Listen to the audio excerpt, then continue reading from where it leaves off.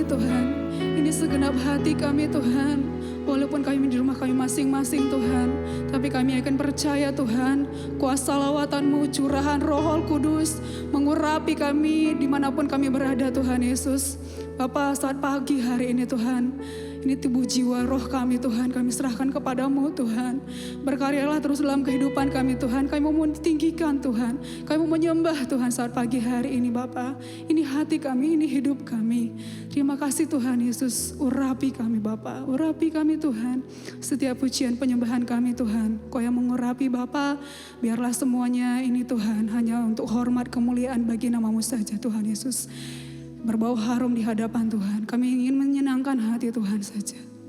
Terima kasih Tuhan Yesus. Terima kasih Bapa yang baik. Kami siap mengagungkan nama-Mu. Mari kita sama-sama semua katakan amin. Haleluya Yesus. Kita mau tepuk tangan bagi Tuhan.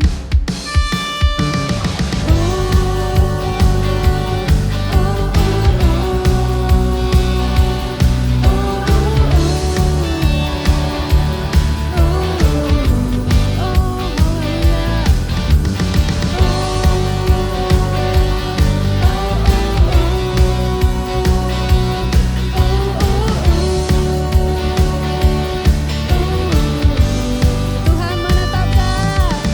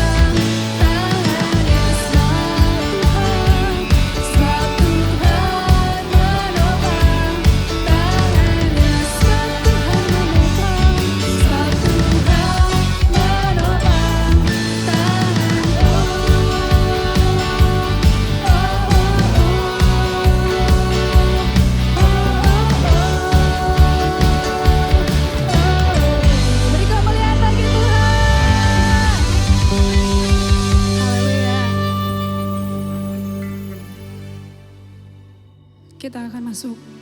Sebelum kita mau mendengarkan firman Tuhan, kita akan mau menyembah Tuhan terlebih dahulu. Kita serahkan hati kita siapkan hati kita saat kita mendengar firman. Kita mau menyembah Tuhan. Bahwa Allah kita adalah Allah Immanuel, beserta kita selalu. Kita mau menyembah Tuhan. Terima kasih Tuhan Yesus.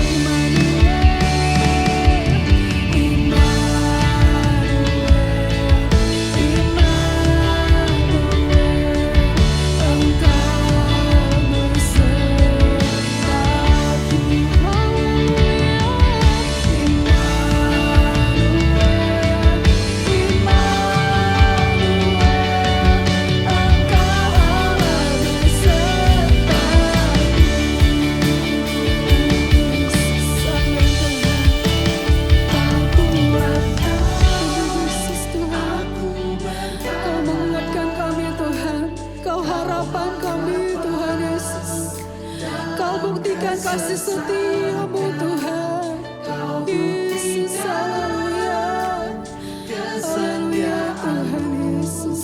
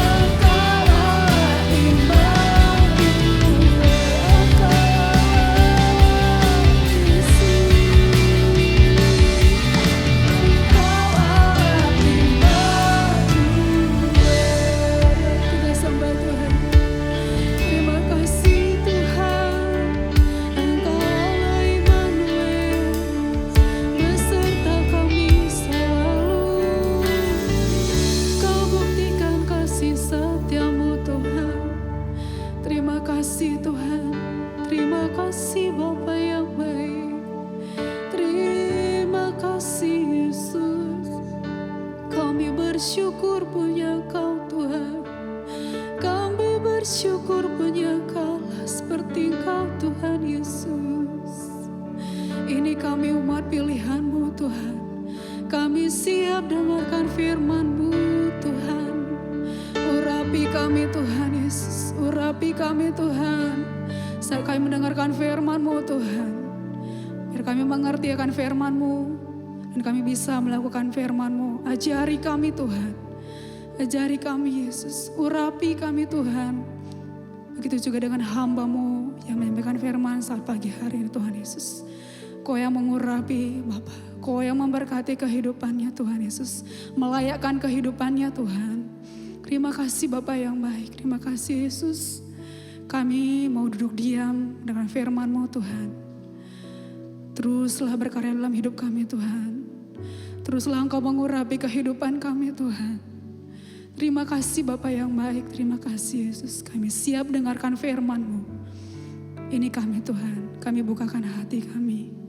Di dalam nama Tuhan Yesus kami berdoa ucap syukur. Haleluya. Amin.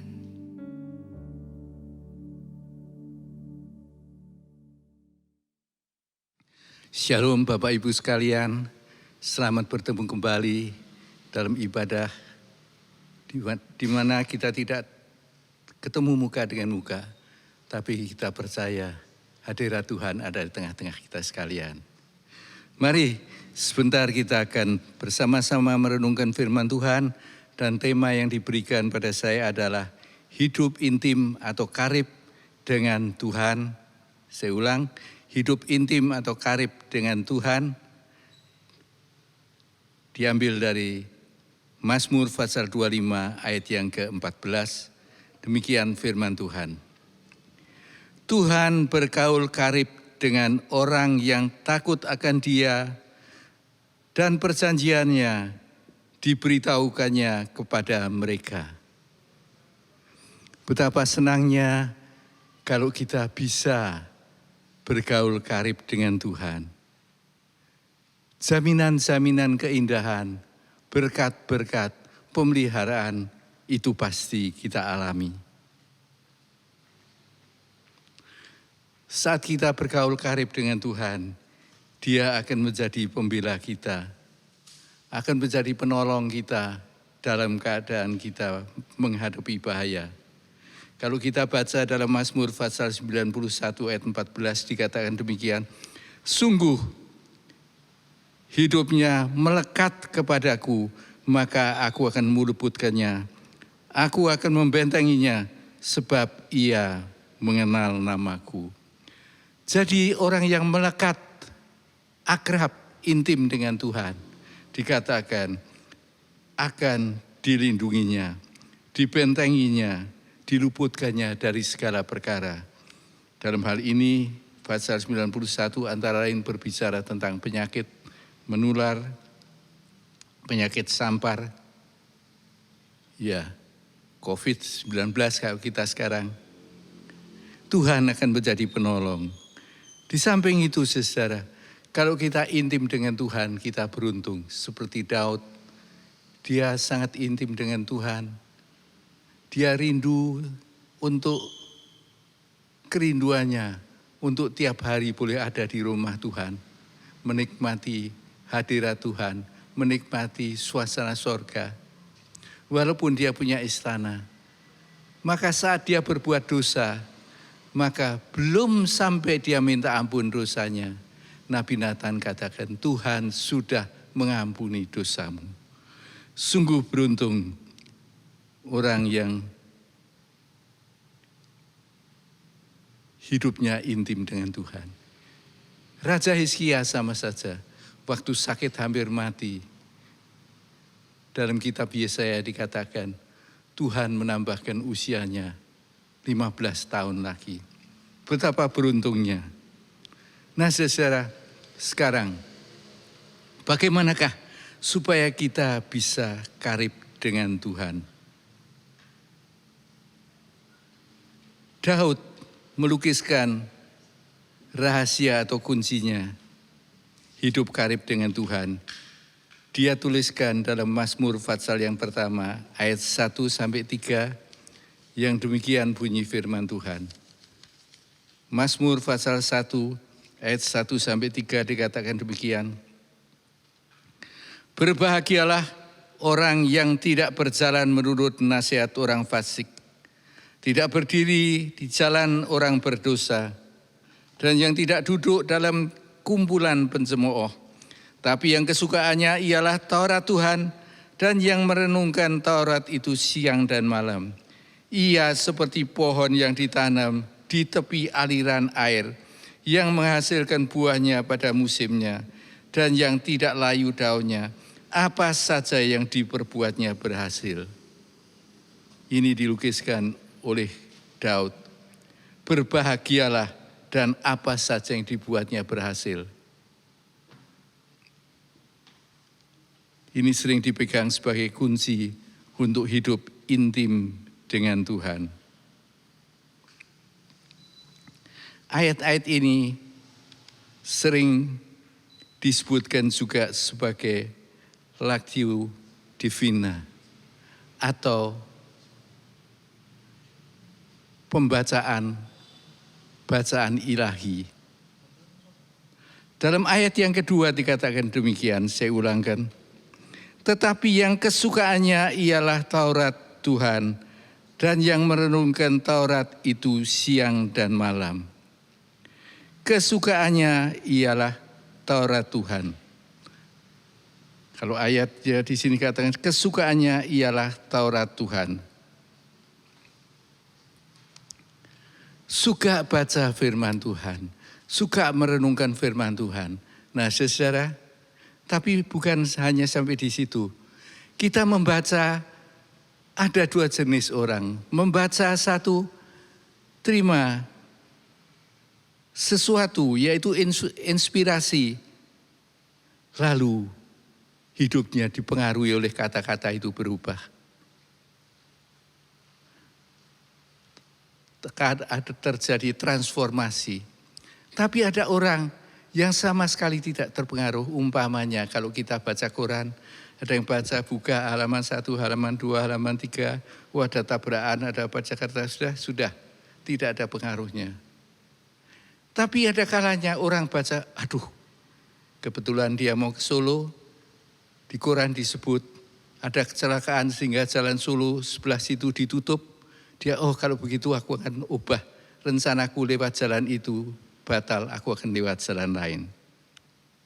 Jadi saudara, membaca itu sama-sama membaca, efeknya berbeda-beda seorang dan yang lain. sama-sama membaca firman Tuhan, sama-sama mendengar firman Tuhan. Ada yang pulang, diobahkan, terima informasi, nasihat firman Tuhan, teguran firman Tuhan. Ada yang pulang tidak apa-apa.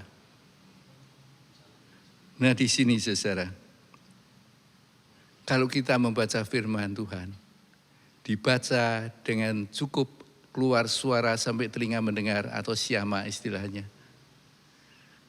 Dan sampai kita memperoleh sesuatu, apakah itu nasihat, teguran atau apa. Jangan sampai baca asal baca saja.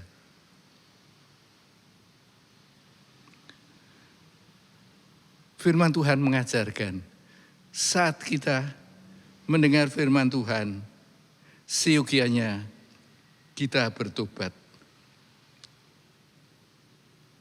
Firman Tuhan itu ada efeknya. Contohnya, seperti waktu Petrus berkhotbah, selesai dia khotbah, orang-orang datang padanya dalam Kisah Rasul 2 bertanya, apakah yang patut aku lakukan? Orang itu berubah dari tadinya hidup dalam dosa, kena teguran firman yang disampaikan oleh Petrus, kemudian siap untuk berubah. Tapi ada kalanya saudara, itu belum tentu pengkhotbahnya. Saat Yesus berkhotbah dalam Yohanes 6, selesai khotbah, orang-orang pada mundur bersungut-sungut pergi. Apakah Yesus khotbahnya kalah dengan Petrus? Tentu saja tidak. Tapi orangnya Yesus sendiri sama-sama mendengar khotbah dari Yesus kok malah mundur. Itu ada sikap hati. Begitu juga saudara kita. Saat kita membaca firman Tuhan, saat kita mendengar firman Tuhan, apakah firman Tuhan itu punya pengaruh, inspirasi, dan kemudian transformasi dalam hidup kita? Hendaknya kita perhatikan.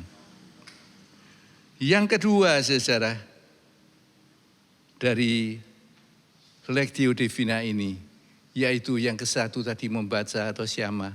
Yang kedua adalah meditasi, yaitu seperti orang yang sedang istilahnya membaca mantra. Bukan pakai otak. Kalau tadi merenungkan firman Tuhan dengan otak, dengan akal. Kali ini tidak. Dengan perasaan atau dengan iman. Nah, dalam doa ini saudara, penting kita sadari bahwa perlu kita berdoa sampai seperti orang membaca mantra. Sesudah membaca mantra itu cukup lama, umi saudara, sampai sekian waktu, lalu terjadi, walaupun yang bekerja setan. Di sini saudara, meditasi, yaitu kita juga dalam merenungkan firman Tuhan, perhatikan, minta Tuhan bukakan apa maksudmu, apa kehendakmu melalui firman-Mu ini. Sampai Tuhan bukakan.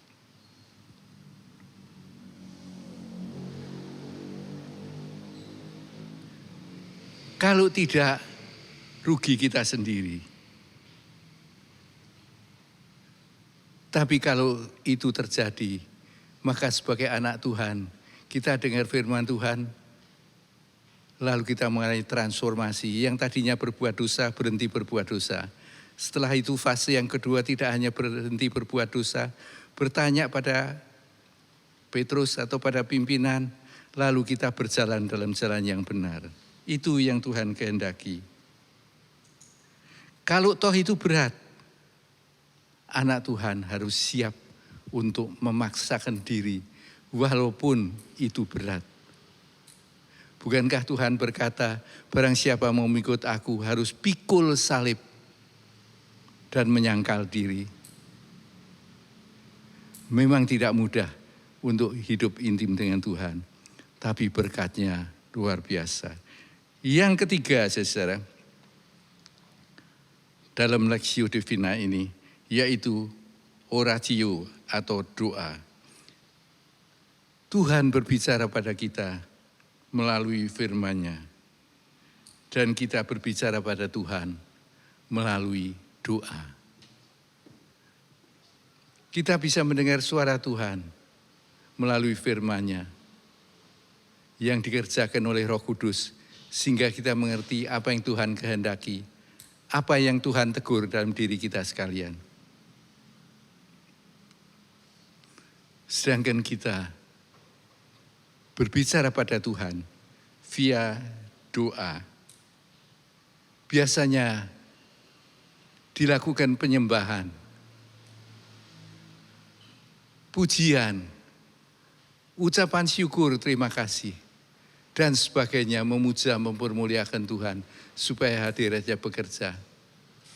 Dan setelah itu barulah kita naikkan doa permohonan. Yang pertama tentu saja mohon ampun, dan berikutnya mohon pertolongan, mohon berkat-berkat. Itu yang ketiga, doa. Jadi kita sudah masuk membaca firman Syama, meditasi, dan kemudian doa. Pada saat meditasi, kita jangan tergantung otak kita agak diistirahatkan, tapi kita pakai iman kita. Ya. Lalu kita masuk yang keempat, yaitu kontemplasio, yaitu manusia bersekutu dengan Allah.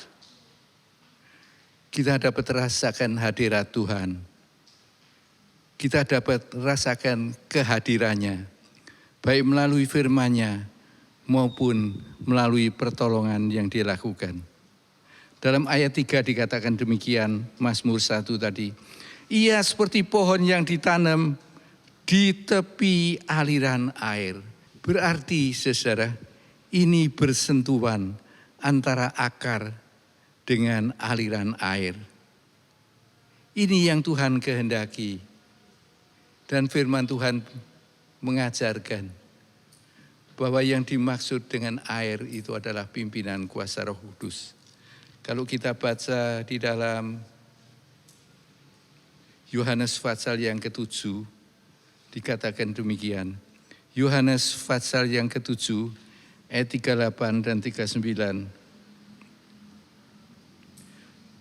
Barang siapa percaya kepadaku seperti yang dikatakan oleh kitab suci, dari dalam hatinya akan mengalir aliran-aliran air hidup. Yang dimaksudkannya ialah roh yang akan diterima oleh mereka yang percaya kepadanya. Sebab roh itu belum datang karena Yesus belum dimuliakan. Di sini dikatakan dengan jelas, air itu adalah roh yang akan diterimanya.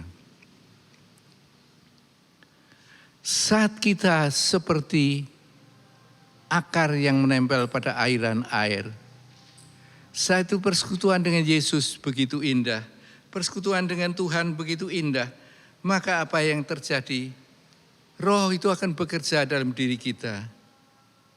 Roh Kudus akan mengajar kita sehingga kita mengerti jalan-jalan yang benar. Mengerti ini boleh, itu tidak. Dalam Yohanes 14 ayat 26 itu. Dalam ayat 26 juga dikatakan di samping mengajar, dia juga menghibur kita.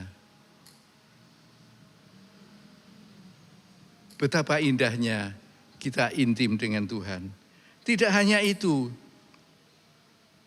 Dalam Yohanes pasal 14 ayat 26 tadi kita baca menghibur. Lalu dalam Yohanes 16 ayat yang ke-13 dikatakan Roh Kudus itu akan memimpin kita pada seluruh kebenaran.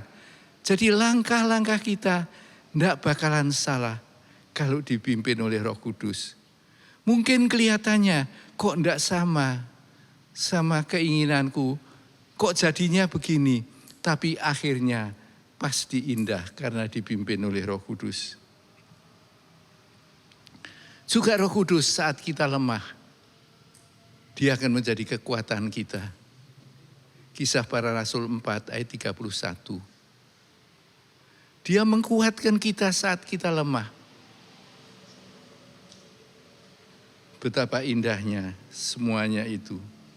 Dan Paulus bersaksi, Roh Kudus itu memberikan suasana sorga saat kita tidak ngira sama sekali. Saat kita sering secara manusiawi menderita, tapi justru Dia berkata dalam 1 Korintus 2 ayat yang ke-9, apa yang tidak pernah terpikir manusia, apa yang tidak pernah didengar, apa yang tidak pernah dilihat, dikerjakan. Yaitu suasana sorga turun atas anak-anaknya. Itulah yang dialami oleh Paulus. Oleh karenanya Paulus dalam suratan 2 Korintus pasal 12 dia berkata, aku lebih suka menderita, lebih suka dianiaya dalam Kristus. Karena hadirat Tuhan, Roh Kudus bekerja, suasana sorga akan bekerja dalam diri. Nah, saudara, kalau di dunia sudah merasakan sorga, apa tidak sangat untung dan sangat senang sekali.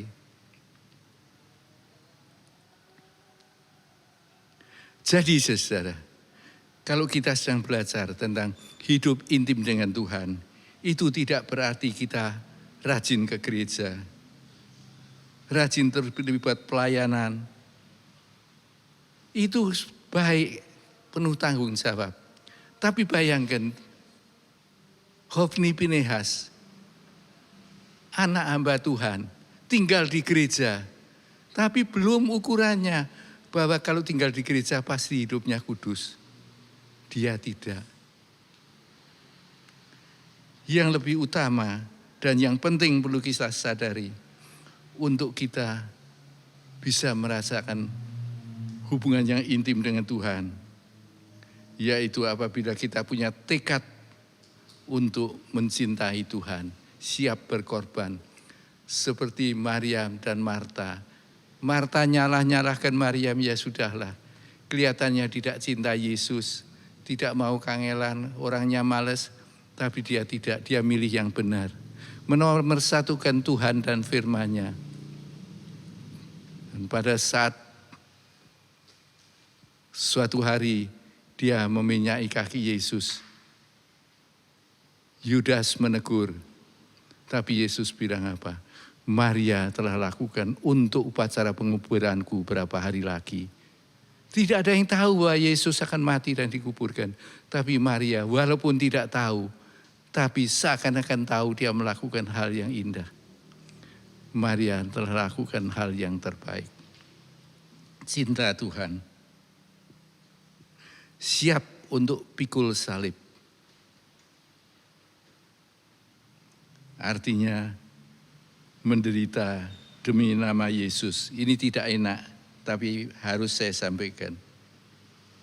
Kemudian doa kita dan kehendak kita, yaitu biar kehendak Tuhan yang jadi. Kita punya kehendak, tapi yang penting kehendak Tuhan yang jadi. Untuk itu kita siapkan, korbankan daging kita. Dan kembali saya ingatkan, mencintai Tuhan dengan segenap hati. Tadi kita lihat dalam yang kedua meditasi, bukan lagi otak yang dipakai, tapi perasaan dan iman kita. Nah, di dalam kita bersekutu dengan Tuhan, sering tidak logis. Tapi kalau kita betul-betul dengan hati mengasihi Tuhan, bukan untuk cari pujian, bukan untuk memperoleh keuntungan apapun, Tuhan akan menolong dan memberkati kita sekalian. Satu hal yang kurindukan, ya Tuhan, selalu berada di dekat-Mu dengan segenap hati, dengan segenap jiwa. Ku menanti di hadirat-Mu.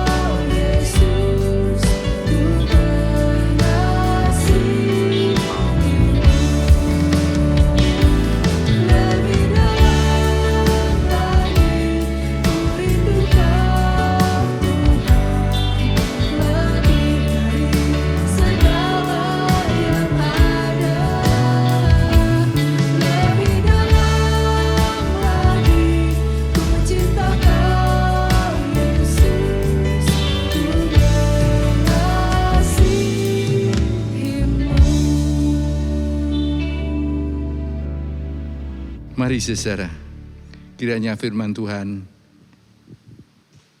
yang telah sama-sama kita renungkan boleh menjadi bekal dan kekuatan bagi kita sekalian. Mari kita berdoa. Bapa kami yang ada di dalam sorga, kami naikkan syukur dan terima kasih padamu karena Engkau baik, sungguh baik dan sangat baik. Engkau mengasihi kami, dan Engkau siap Tuhan untuk hidup intim dengan kami. Firman-Mu katakan, bagi orang yang melekat padamu, bagi orang yang takut menghormati Engkau, maka Engkau akan hidup karib dengannya. Kami rindu Tuhan, tapi kami sadar juga ada harga yang tidak terlalu murah untuk bisa hidup intim dengan Engkau. Seperti Daud, seperti Yusuf, dan lain-lainnya. Tolong kami Tuhan, berikan ketulusan hati, dan tunjukkanlah kesalahan-kesalahan, kekurangan-kekurangan kami, sehingga kami dapat mengkoreksi, dan kemudian Tuhan, mengiring Engkau dengan benar. Betapa beruntungnya kalau punya seseorang yang karib, dan orang itu kuasa dan maha cinta, maha kuat, yaitu Engkau sendiri. Betapa beruntungnya. Kami rindu ke sana. Berikanlah kami kekuatan, berikanlah kami hikmat, berikanlah kami tekad. Terima kasih Tuhan. Berkat Tuhan turun atas segenap sidang-Mu. Dalam nama Tuhan Yesus Kristus kami telah berdoa. Amin. Puji Tuhan, Bapak, Ibu, saudara sekalian. Saat ini kita akan mendengarkan beberapa pengumuman setelah kita barusan menikmati keindahan renungan firman Tuhan agar kita bisa tetap intim dengan Dia, Allah kita yang luar biasa. Pengumuman pada saat ini yaitu bahwa ibadah saat ini masih kita fokuskan kepada ibadah online, di mana hari Sabtu jam 7 malam kita ada ibadah doa secara online. Mari nikmati doa ini, walaupun secara online kita boleh mendapatkan berkat dari dalamnya. Dan hari Minggunya mulai jam 6 pagi kita boleh menikmati ibadah online, di mana kita bisa bersatu dalam hati kita, bersekutu dengan Dia Allah kita, dan menikmati setiap berkat-berkat kekuatan daripadanya. Kemudian kami ucapkan banyak terima kasih atas nama Gembala Sidang dan seluruh pengurus yang ada. Terima kasih untuk setiap dukungan, baik doa, baik persembahan-persembahan yang diberikan kepada kami melalui secara langsung di tempat ini jam 9 sampai jam 12 kami bisa menerima persembahan untuk kemajuan dan untuk kelangsungan pelayanan di tempat ini. Juga Bapak Ibu saya sekalian bisa kirimkan lewat rekening BCA 0374 340 723. Saya ulang 0374 340 723 atas nama Nyo Jong Bi. Pengumuman lain untuk wadah-wadah agar bisa mengadakan fellowship guna memperhatikan dan menguatkan pengurus dan anggota. Silakan wadah-wadah bisa melakukan kegiatannya untuk kita bisa menguatkan, saling menguatkan kita berfellowship. Dan yang terakhir, mari tetap kita jaga kesehatan. Kita akan sama-sama tetap lakukan protokol COVID, tetap pakai masker, kemudian cuci tangan. Dan tentunya kita tetap menjaga agar kita tetap sama-sama membangun kesatuan, persatuan untuk kita boleh saling menguatkan. Dan biarlah nama Tuhan dipuji dan dipermuliakan. Sekian pengumuman. Terima kasih, Tuhan Yesus memberkati.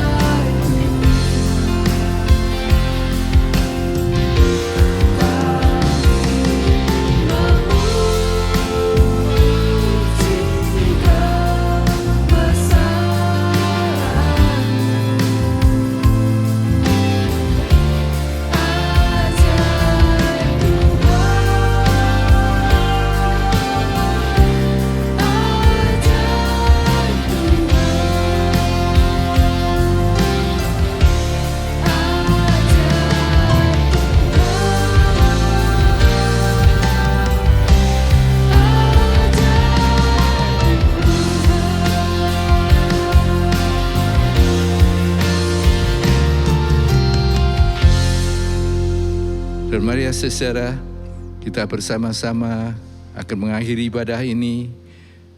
Mari kita minta Tuhan memberkati kita sekalian. Bapa kami yang ada di dalam sorga, kami sadar, kami rindu, semua mau hidup intim, karib dengan Engkau. Tapi kami sadar Tuhan, betapa berat itu dan sering sulit. Tapi kami mau Tuhan, dengan tekad yang sungguh-sungguh, dengan sepenuh hati, kami mau mencintai Engkau. Membiarkan kehendak Engkau yang jadi dalam hidup kami Tuhan. Dan hidup kami akan memuliakan Engkau. Bukan memuliakan sesuatu yang kami sukai, tapi Engkau dimuliakan. Terima kasih Tuhan. Topang kami, bimbing kami oleh kuasa Roh-Mu dan firman-Mu. Terima kasih. Dan sebentar kami akan mengakhiri ibadah ini. Mari Tuhan, kiranya Engkau berkenan mengedangkan tangan-Mu, tumpangkan atas kami satu persatu, alirkan berkat dan kuat baru, supaya sebentar kami pulang membawa berkat dari Engkau, untuk berkemenangan, untuk mampu menjadi anak-anak-Mu yang hidup intim dengan Engkau. Oleh karenanya, kiranya turun berkat rahmat kasih dari Allah Bapa, keselamatan dari Tuhan Yesus Kristus, dan persekutuan Roh Kudus menyertai kita sekalian, mulai saat ini sampai Tuhan datang kembali. Dalam nama Tuhan Yesus Kristus. Amin.